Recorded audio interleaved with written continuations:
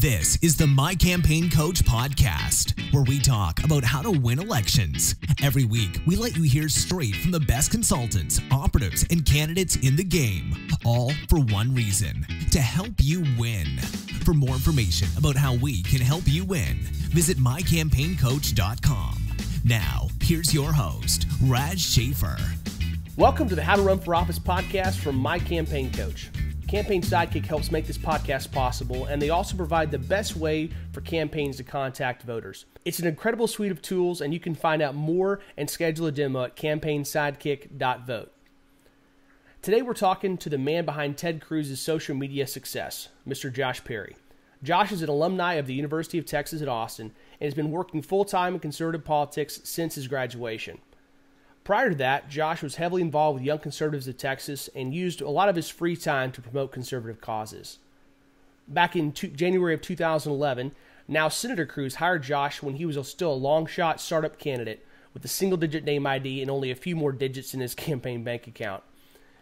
Now, Josh has been with the senator ever since, through his first campaign and winning the Senate seat, the years in the Senate, the presidential primary, and now as the road to Senate re-election begins here in the 2018 cycle. And through each of those chapters, Josh has been critical to the shape and direction of Cruz's message, especially when it comes to the ever and increasingly important digital realm. There's a lot that we want to cover today, and we're probably going to have to bring Josh on later this year to talk specifically about the presidential campaign. But I think we got some great stuff. We're going to have a lot of fun with this episode today. With that, Josh, welcome to the podcast. Thanks, Raz, for having me. Great to be able to talk with you today. Well, it's always a pleasure. You and I have got lots of chances, both on and off the record over the years, to spend time together as fellow Cruz alum, and I'm excited to get some of these stories shared around, because a lot of our purpose here at this podcast is to share a lot about how people can get involved and about the stories of success and failure, and we've had plenty of both of those on the road with Cruz, and so I'm excited to specifically talk about the Senate race today. Before we get too far into that, though, let's start by going back a little bit. You're a native of Nederland, Texas, out there on about as far east as you can get near Port Arthur. How did you go from being out there and growing up to being involved in politics and going with YCT when you were in college? Yeah, absolutely. So, yeah, like you mentioned, it's way out in East Texas. I'm basically in Southwest Louisiana at that point, but right there. Pretty much. Yeah. And interestingly enough, almost everyone from my high school, they aspired to go to Texas A&M. And, I was going through high school kind of hoping I'd try to get my way over to the Air Force Academy to go fly planes. And as we can see, that kind of turned out a different way than God has interesting plans. Yeah, it's interesting to see the way things turn out. Certainly been for the better here lately. But anyway, did end up doing the Air Force Academy, and I decided to look at the University of Texas at Austin. I had always kind of been interested in government, but even at that time, I had no idea that was something I wanted to do long-term career-wise. But anyway, I applied, made it in, showed up to campus in, I guess, 2006. And really, for me, I'd kind of thought I was a conservative, but I just hadn't really thought about it all that much. I thought of myself, I guess, more as a Republican at that point, but I probably couldn't have expressed why.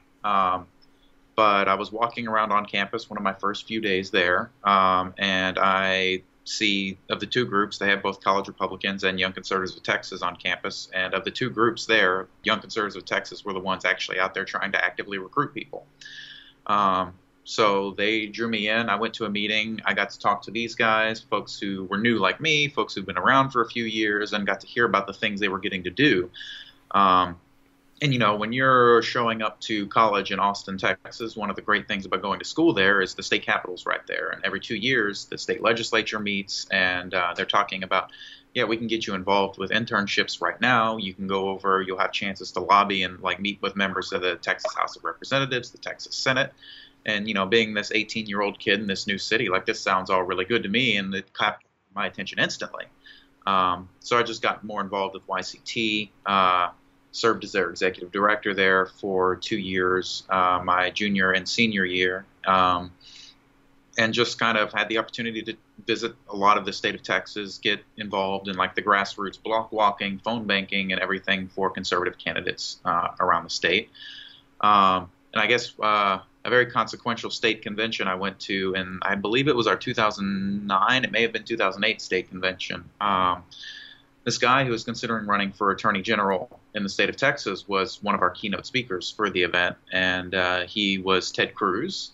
And I just remember specifically listening to him speak and thinking to myself, whatever this guy runs for at some point, I want to do whatever I can to help him get elected. Yeah, and you did. And we did. At the time, he was looking for attorney general, and like I had known the campaign manager, John Drogan, because he was on Senator Cornyn's reelection campaign in 2008, and I was an intern for that campaign. So we had known each other. At that point, I think he still referred to me as Alligator Boy rather than my own name. But we got to have Drogan on this podcast sometime soon. He's quite the character and was one heck of a campaign manager. So we'll have him on and bring out the Drogan Slogans Handbook when we do that. Got to do that.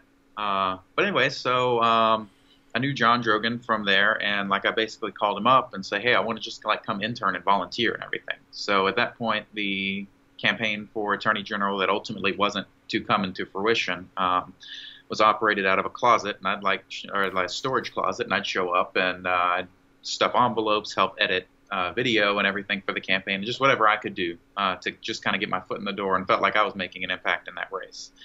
So obviously the attorney general race kind of hinged upon whether or not Kay Bailey Hutchison was going to resign her U.S. Senate seat and allow some shuffling in the statewide offices. And when that didn't happen in the gubernatorial race in 2010, Greg Abbott stayed in his role, and then Attorney General Abbott was Ted Cruz's boss whenever he was Solicitor General, so he had no interest in running against him. So that race just never came to be when that spot never came open. Yeah, there was this whole domino thing that was happening in Texas politics. You know, KBH was, Senator Hutchison was looking to potentially, it was run for governor, right? Is it, no, yes. It was run for governor, challenging Perry. And if she did that, then that was going to leave a Senate seat, which, you know, we thought that Dewhurst would get appointed to, and then then Attorney General Abbott at the time would be going for light gov, and so the open spot on that totem pole would be Attorney General, which Cruz, as the former number 2 guy, would be perfectly qualified for. But instead what happened was KBH, she wasn't going to run for re-election either, so it left that her Senate seat was going to be open. So it's kind of complicated, but basically Ted ended up running for Senate instead of Attorney General, and it worked out pretty well for everybody. Yeah. So yeah, I just had to wait the 2 years instead of 2010. It ended up being 2012, and things obviously worked out fairly well there. So, you know, went to a couple years where, you know, weren't running, but I recalled getting a call from Drogan. It's probably towards the end of 2010, beginning of 2011, kind of feeling me out to see if I'd be interested in coming on full time to help Ted Cruz run for this U.S. Senate seat being vacated by Kay Bailey Hutchison that you just mentioned. And I was just like, yes, absolutely. Like, whatever I could do, whatever capacity, I don't care. Like, I just want to be involved. So at the time I was hired, I was the third person hired. There was John Drogan, a finance director, and and me. And I was basically the online guy, the digital guy, the guy who fixed the copier, and the driver. Which luckily I didn't have to do for too much longer. Just tell us why you didn't have to do that part for too much longer. So of all things, the night of the first debate in the Senate race, this was, I want to say it had to have been July of 2011. There's still a lot of candidates who hadn't even gotten into the race yet. David Dewhurst hadn't gotten into the race yet. But the Texas Tribune was holding the first candidate forum/debate in Austin. And I was with Cruz in Houston. We were at a lunch a couple blocks from his office, and drove us there. We went to this lunch. I think we stopped back by his law office for a few minutes, and we were leaving the law office to head to Austin for this debate that night. And geez, it wasn't even 3 blocks away from his law office that I'm driving down the road, and like we're having a conversation. I'm looking down the road, and then all of a sudden I look up above me and notice the light is red. I look to the left, and I see there is a car coming, and there's no way for me to get out of the way. So I kind of get T-boned in the side, pull off to the side of the road. Doesn't quite the number on my car, but Cruz was great. Luckily, it was my side of the car that got hit and not his. But it was, interestingly enough, after that event that it was decided that maybe I shouldn't focus on driving and I should focus a little bit more on digital and online from that point on. Well, I'll tell you, there was right after the fertilizer plant explosion in West, midway through our time together in the Senate, I was having to drive, Ted, from the DFW airport down to go tour the explosion site with Senator Cornyn. And I was having to go with a state trooper escort. We were literally driving down 35, flashers on, less than a car length between me and the trooper, and cruising about 95. We've been in and out of traffic. I was so sure that I was going to kill myself and the senator and probably so many other people. And so your situation came back and forth through my mind that day. I was like, well, at least it won't be the first one, but this is going to be so much worse if I mess up. So I was like, they're going to tell him this story a lot longer and probably in a lot worse way than with Josh's. But yeah, so that opened the door to you get to spend a lot more time on Twitter and running the digital side of things, kind of expanding that role. Yeah, so like I said, got to do a lot more of those things. And at the time, like, one of the ways we really looked at Facebook and Twitter and social media just in general is that not just as something you do on a campaign, but you do it in conjunction with your media strategy, because running in Texas is expensive. At the time, I believe it was $1.1 million for a week of statewide TV in Texas. And when you're an upstart candidate who's running against the sitting lieutenant governor, who the entire state of Texas, who has money, basically who has business before the state legislature, has a financial incentive and a real incentive to not support you. So we knew that we would be outspent. We knew we'd probably be outspent by a lot. So we had to be smart about where we invested resources and the ways we reached people. And we knew that social media was a good way to be able to supplement our paid TV and our paid radio and our ad buys online to, I guess, utilize supporters and our grassroots online to talk to their friends and encourage them to check out Ted and encourage them to vote for Ted.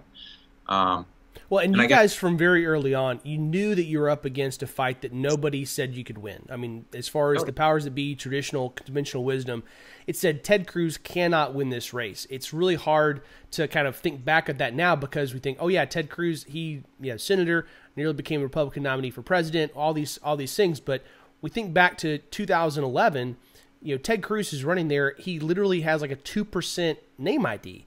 That's not how many people supported him in the state. That's how many people knew who the hell Ted Cruz was. Yeah. And it's really, it's crazy how far we've come. But at that point, you guys are looking at this and saying, we have a fraction of the budget that somebody like Dave Dewhurst that could write the check for however many tens of millions of dollars he wanted to spend. You're up against that kind of Goliath. You look at this and say, we have to do this campaign in a different way. It has to be political asymmetrical warfare. And so you guys built this whole entire strategy from you and Drogan and McClellan, all of y'all built a strategy to go at it from a very, very different direction, starting off with announcing your campaign on a blogger call rather than at some big campaign event. I mean, from the beginning, this was a very innovative campaign.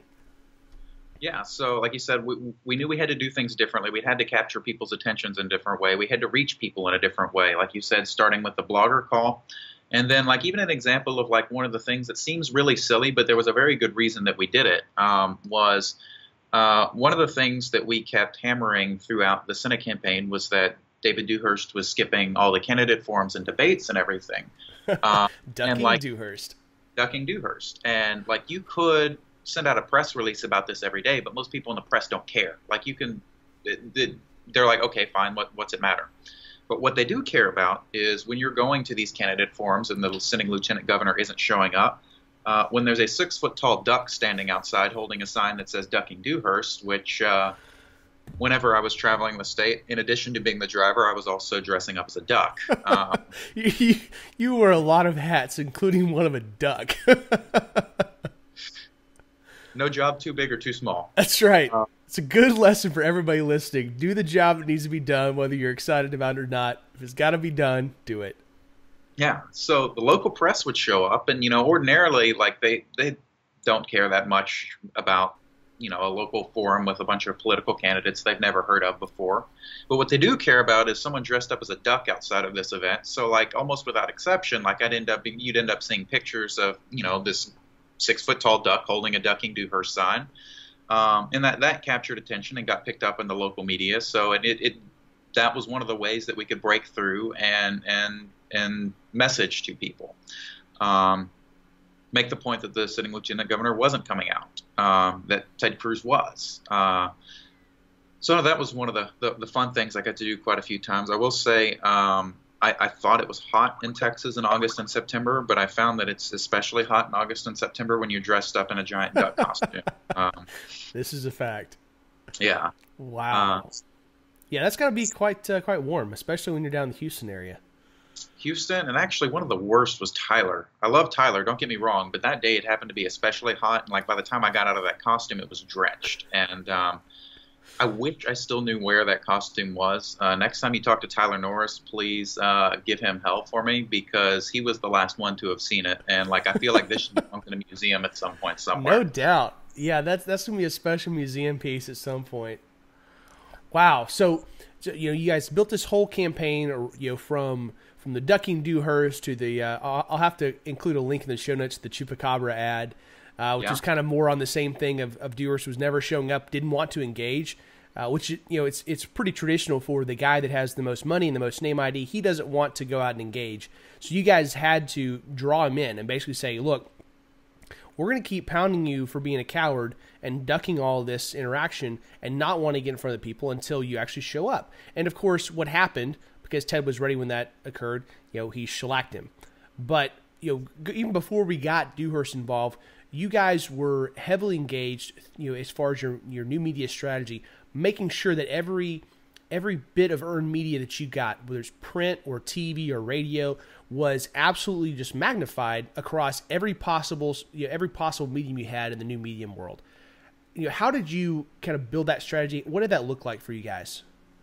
Yeah, so I mean, we'd keep an eye on, and at that time, we certainly got a lot less TV than we do these days. But we'd keep an eye out on news clippings, news stories, like you said, radio, and try and think of good creative ways to package them, whether it was like a roundup, in case you missed it, of like several good articles where we'd pull out quotes to be able to send to our supporters. Because like one of the things we really wanted to make sure was that if someone was a supporter of Ted Cruz and they wanted to go and make the case for someone else why they should also be supporters of Ted Cruz, we wanted to make sure they had ample I guess, resources and examples of things to give to people, and I guess clippings of him out in the press, and just we wanted them to be able to make the case in a way that was comfortable for them. So you mentioned like we'd highlight quotes. One of the things that we had at every single event we went to and put out on every chair that we went to was just a what they're saying about Ted printout document that people could take home with them. And, they had people from like George Will to Mark Levin to Glenn Beck to Rush Limbaugh.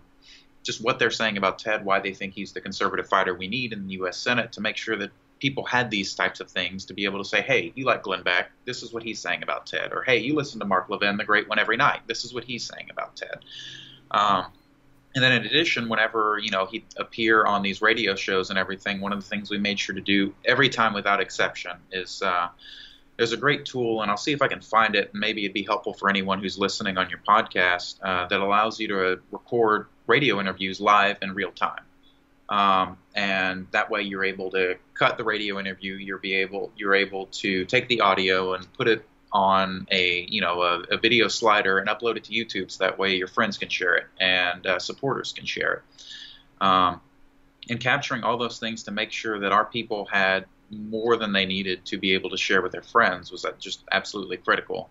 Like we mentioned, and I'll keep mentioning over and over, because I know a lot of people who are thinking about running for office or thinking about getting involved, you're not always going to be the most well-financed campaign, but that's not the most important thing. It's what you do with the resources you have. I mean, even in the presidential campaign, we knew we'd never have the most money, but we stuck around for quite a bit. And I think made a pretty decent run for it. Things didn't turn out quite the way we had hoped it would. But, I mean, you had a candidate like Jeb who came in with a $100 million war chest and a super PAC and was gone by South Carolina. Yep. It's about what you do with the money you have and spending it wisely, being incredibly frugal, which we were, whether it was, flying Southwest all the time when we had to fly. If we could drive, we would drive. But one of the things that we went out of our way to do was I don't think that there was a single event request that Senator Cruz received during the Senate campaign in which he was able to attend that he did not attend.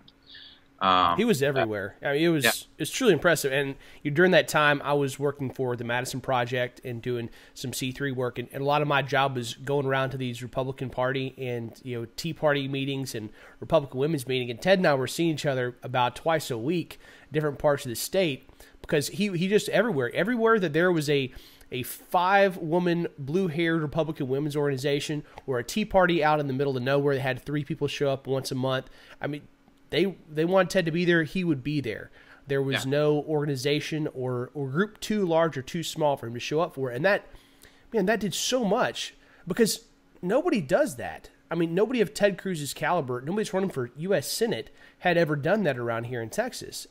But he knew that if he wasn't going to be able to get on TV and he wasn't going to be on the radio every chance he wanted to, there was one way he could get in front of folks, and that was to show up. Yeah. And he did that every chance he got.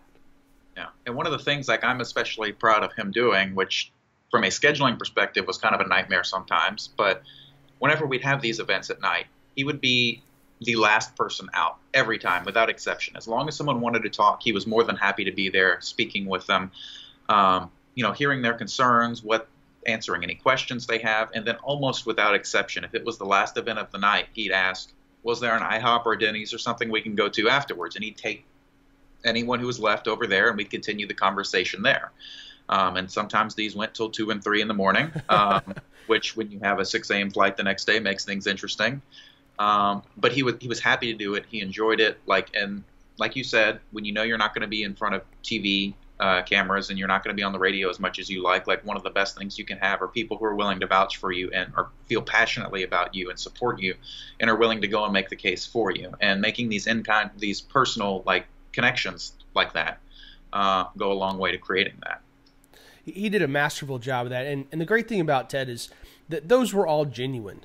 He was not just sitting there on his phone, calculate up how many votes he got that day when you're headed back from the IHOP. Every one of his interactions, it was one, he was having a blast. He was absolutely loving his time on the campaign trail. 2, he absolutely just thrives on meeting and connecting with people. And especially these conservatives who shared his vision for what needed to happen and were passionate about helping promote their collective view of what our government needed to do, what we were seeing that we didn't like, and how we wanted to change that. And it was truly incredible because the enthusiasm that we got to see from Maggie Wright, driving her wrapped car and putting out signs all over the state. Just the number of stories coming out of that campaign, that many of which Ted talked about on the stump for a long time after. It's just truly inspiring to see how many of these Tea Party folks, whether it's folks that were limited to activism online or showed up in the real world putting out signs and knocking on doors and making phone calls, tens of thousands of calls and thousands of block walking hours. It's just truly inspiring. Going through that entire campaign was amazing. Yeah. And like you mentioned, people who are passionate supporters, Kenneth DePew, right? Oh, yeah. Yeah. So one of the very first interactions I had with him was, I believe it was Ted himself who pulled out his phone and shows me this thing on Facebook where a supporter of ours in Houston, we didn't have bumper stickers yet because we didn't have bumper stickers for months because, like I mentioned, we were cheap. They're expensive. Yeah. They're expensive to print. You hand them out. Most of them don't end up going on cars after all. So we're we're spending money on other things. We're trying to get them to events. But anyway, we didn't have bumper stickers yet. Ted pulls out his phone and shows me a picture on Facebook of a guy who painted the back window of his car with our logo. And it was Kenneth DePew at the time, who ultimately came to work for us, was a huge supporter. But I mean, you just saw things like that over and over the state of Texas. Like you mentioned with Maggie Wright wrapping her car. It's really great to see people who are this passionate in politics and who there are people and they're proud to support people at a level that they are like this. I know one of the things that kind of is a little disheartening is I guess sometimes the political rhetoric gets caustic and it gets people to kind of tune things out. But now it's more important than ever to have people who are passionate about these types of things in politics. We have quite the opportunity in Congress right now. And it's important to hold Republicans' feet to the fire and make sure they deliver on things like repealing Obamacare. And that's why it's so important we have elected people like Ted right now, who we know we can trust to do those things. Well, and that's where we start to see, especially once we get these guys elected, we start seeing what they're made of. Because it's very easy to make campaign promises on the when you're out there, you're asking folks for votes. It's a totally other ball game to actually be there in the Senate and actually executing on this in a situation where it's always not as popular as we might hope. And Ted, especially right now with the Obamacare fight, that being one of the signature things he ran on in that 2012 election, is doing a phenomenal job there. Now, let's look back towards the new media side. So as you're in that campaign, you guys were really – it was kind of an exciting time of new media and figuring out new ways to use them in elections. And you guys were really on the cutting edge of that throughout that election cycle. Talk to us a little more about some of the things you guys were using and discovered, some of the new techniques you guys used through that process. Yeah. And pardon me if I conflate a little bit, because I get 2016 and 2012. The years run together. That's fine. Yeah, well, one of the strangest things was looking at someone who posted one of those time hop photos of 4 years ago visiting Ted's brand new Senate office, and it's hard for me to believe that was 4 years ago now. I mean, 2013 doesn't seem like it was that long ago, but yeah, that's when we were opening up shop there. But yeah, whenever it came to new media, one of the things we wanted to focus on, the two things we were most focused on were Facebook and Twitter. I mean, Instagram wasn't really around then. It may have been, but it was still coming up, and no one really used it on politics. Snapchat definitely didn't exist at that point yet.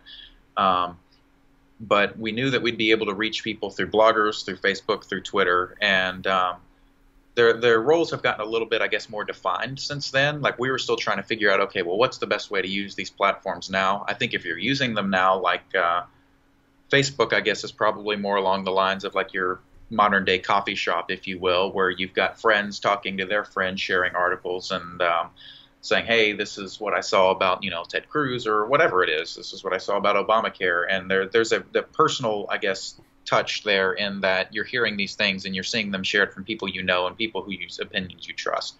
So that's important for that. And I think that's one of the best, people reaching a lot of people platforms there is still. But Twitter it has kind of taken a new role, I guess, here recently that it somewhat existed then, but it's more prominent now in that I think that's a great platform to reach your influencers. I don't think it's necessarily a platform that's going to allow you to reach millions of people in the same way that Facebook is. But it is a great way to make sure that people who do have a platform to speak and who do have audiences, that they see what you're saying. And that's radio hosts, it's journalists, it's just conservative opinion leaders to make sure that, they're seeing your stuff and they're talking about it at their next Tea Party meeting or something like that. So, we were kind of all just feeling all that out at that point. I know you had Obama in 2008 where everyone talked about how great he was at social media, and I think that part of it was that he was just willing to use it all and play with it and see what worked. And that's kind of what we wanted to do. In 2012, we didn't want to leave any stones unturned because, like we said, we knew we wouldn't have the resources that our opponent would. And, if this was a platform that allowed us, and one of the things that is really simple to do is every email you send out, have tweets and Facebook posts set up to where all they have to do is click and it automatically shares. And we'd find it silly for every email to not include that because it's another way for you to get your messaging out to people and have it come from someone that people know and people trust. And one of the things kind of tying into what you're saying there is that I think a lot of the, I guess, more established consultants and politicians, the people that you're running against, that part of their hesitation was that they thought that social media was still optional. They felt like it was not something they had to do. And so if they had a choice between doing something they're uncomfortable with and might screw up or might make mistakes on, that if they could play error-free ball by just ignoring it, they thought that they would win. And they didn't think they had to engage in that space. And what you guys did was you showed, no, this is not optional anymore. And you knew that for your purposes, having to play that asymmetrical warfare, you knew that you had to win there. You had to do well. And so you said, look, we're going to be okay with minor mess ups or doing something once figured out. We don't want to do that again. But we're going to engage. We're going to test it. We're going to figure out how we make these connections. Yeah, absolutely. And one of the things that we really like to do is, like, as much as possible, we wanted to see, and not only is it an opportunity to speak out and get your message out, but it's also like these platforms I loved, and I wish I could still do this to the extent now. But you could also see what people were talking about, see what people cared about. When I had the text and feed on my tweet deck, that I would love looking at it just to seeing what issues are popping with people, what people are caring about, and like actually make an effort to engage with them when we could, or when people are just simply asking questions, responding and giving them answers to things. I will say I remember specifically, this is just an interesting tidbit. One of the things we mentioned, we weren't going to have the resources and all that, but we knew that there were going to be some outside groups that we were going to have to court and get their support to be able to actually compete at a level that would make us competitive. And one of the groups that we knew that we were working really hard to get was Club for Growth, along with Senate Conservatives Fund, who both played a large role in electing some of the Tea Party folks in 2010. So I happened to be driving back from Austin to Nederland for my sister's high school graduation, and I was scrolling through Twitter on my phone, which I shouldn't have been as I was driving, but there are long stretches of nothing in between, so it's just kind of like entertained myself. And I recalled like looking at my phone, scrolling through our feed, and seeing that like out of almost nowhere, Club for Growth had endorsed Ted Cruz. And this was something that we were like working up to for months now. And it was just a really nice surprise in that like I didn't know it was coming, and it was one of those moments where I thought, wow, we are actually doing what we need to do to win. Like, we have a path forward. It's still not easy, but this is exactly what we needed to happen. I guess another interesting thing that we got really fortunate in that the election was originally scheduled for, what was it? I think it was March 2nd in 2012. Yeah, good old Wendy Davis kicking those maps out had to force us back by a couple months. Yeah, so our election was originally scheduled for March 2nd, and at that point we were not anywhere close to where we were in support in the polling that we were by the time the primary was actually held, and I guess it was May 27th or 29th of 2012. But as a result of the redistricting lawsuits that went on, the primary got pushed back, which was extremely fortunate for us because at that point I think we held David to under the 50% he needed to get the nomination by maybe 2 or 3 points. It was close. It was very close. If it weren't for that lawsuit, we could definitely be looking at something different there. But yes, I mean, we got very, very fortunate because we needed every day we could to get the word out and get every vote possible. Because the trend, we were consistently trending in a positive direction. But the fear was that if we had the election in March, then Dewhurst might not be held below 50%, which would mean no runoff and no opportunity for us. Because we felt like we were in second place solidly, but if Dewhurst wasn't below 50, then it was game over. And so those extra 2 months gave us exactly as much time we needed with very few days to spare. It put us in second position with Dewhurst under 50 going into the runoff, and then went and cleaned up.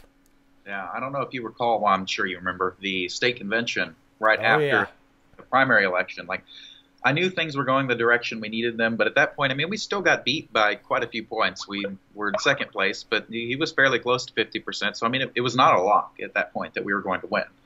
But I remember getting to the state convention and seeing the level of support and enthusiasm from the grassroots Republicans there at the convention, and just seeing like how the crowd went wild when Ted went on. Seeing how many people, like, I don't remember how many stickers we ordered, like lapel stickers we ordered for the convention, but we ordered more than we thought we needed, and we ran out within 24 hours of getting there and had to order more and have them shipped to the convention center. Doing the little things to just make sure the visuals were right. I recall we went out, and every convention since then, we set the bar too high, I think. Every state convention since then, we put rally signs on every seat there, so that way whenever he's speaking, we're able to get the visuals of people like raising up the signs and making sure it looks good for pictures and video cameras. I'll just I'll never forget walking around and seeing, 80 to 90% of the people there all wearing Ted Cruz for Senate stickers. And that's when I finally looked around, I saw this, and I was like, yeah, we're going to win. Like, it's not even close. Like, these are the people we need engaged and active right now, and they're all with us. It was really incredible. Yeah. It was at that point that I kind of had the same feeling. It's like, holy crap, we're going to do this. It's going to happen. It was just amazing. And the depression on the face of the Dewhurst staffers was kind of beautiful at that point, but that's kind of mean of me to say, but it felt good. All right, so coming out of that convention, Ted wins. He wins the runoff. Runs with that. He goes and cleans up in November, and now all of a sudden, you and I are getting hired to work in the Senate office, and we're starting, January of 2013, and now the dog has caught the car. We're in the Senate. And you're now not just in charge of the digital communications for some upstart candidate, but you're the digital communications director for a U.S. senator. You got 26 million constituents. You have an incredible job. How did you guys process that transition from candidate to elected official? It's a lot like drinking from a fire hose, to be honest. I'll never forget arriving in Washington, a city that I told myself I would never move to, like, under any circumstance whatsoever. But I did thoroughly enjoy it. Every time I go back there, I miss it. But showing up there, like, literally not knowing where the restrooms are, not knowing where the cafeteria is. Meanwhile, we're running a Senate office for, like you said, one of the largest states in the country, representing 26, at that point, I think it's 27 million Texans. Everyone just keeps moving here. I wonder why. Out of a basement, by the way. Yeah, out of a basement. We show up, and it was really quite the awakening getting there, because we didn't move into our actual office suite in the Dirksen building until July of 2013. So in the meantime, we're operating out of this basement space, which is basically 2 big rooms, a bunch of desks lined together, no windows. And as it is in winter, like, you show up there and the sun's down before you get out or get up and get to the office. The sun's down whenever you leave. So, like, you'd go like a week without seeing daylight because you're not going outside. But it's your fluorescent tan on. Yeah, the fluorescent lights really do wonders for you. But at the same time, we are figuring out, okay, so what are the Senate ethics rules with what we can use from that we've created in the Senate campaign? Can we use our political Twitter account, the @Ted Cruz account, or should we set up a new one? What are the rules for what we're allowed to do on Facebook versus what we're not allowed to do? And how do we use this to properly engage our constituents and get them to be able to, like, find the resources they need? In the meantime, we're also setting up a new website from scratch. So it just ended up being quite the learning experience. It was fun. It was a lot of fun. And I'll never forget, was it February 20? I want to say 26th. Is that was the talking about debt ceiling or the gun debate? These are both early in I think February. Was it Rand Paul's filibuster? It might have been March. I think Rand's was a little bit later, but early there, right as we're coming out of the blocks, we have some of the gun debates in the committees. Where as soon as Feinstein, there was a big debate which got a ton of attention. Then coming out of that, you have, I think early February, you have the debt ceiling, kind of crisis where Ted forces the GOP to actually have a vote on it. Yeah. So, I mean, through this, you're trying to figure out where the bathrooms are and what the basic rules are that you got to follow. Meanwhile, you've got big stuff that you got to be operating communications on. Yeah. Meanwhile, like you mentioned with Feinstein, that was right off the bat in the Senate, and we were still in the basement offices. Like, we still didn't know where we were going most of the time. If you dropped me in the Capitol, I'd get lost and I'd never find my way out.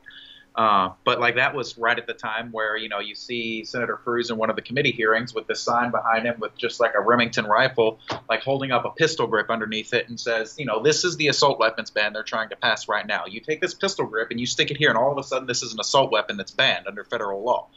This makes no sense. It in no way makes the gun more dangerous. If anything, it probably makes it safer. It looks ridiculous, but that's okay.